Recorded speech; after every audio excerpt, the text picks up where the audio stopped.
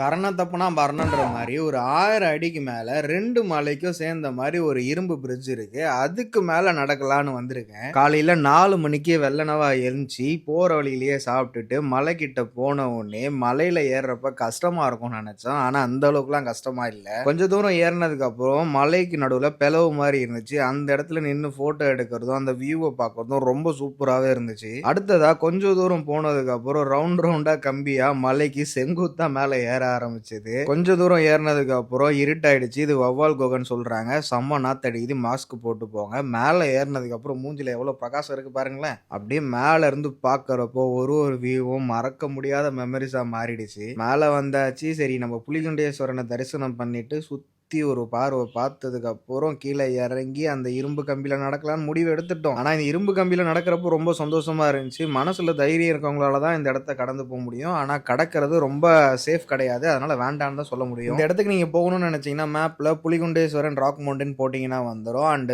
Sunday போகாதீங்க. கொஞ்சம் கூட்டமா இருக்கும். சாட்டர்டே போனா கூட ஃப்ரீயா தான் இருக்கு. அண்ட் முக்கியமான விஷயத்த சொல்ல மறந்துட்டேன். இங்கேயும் கப்புள்ஸ் சொல்லிங்கலாம் இருக்குங்க.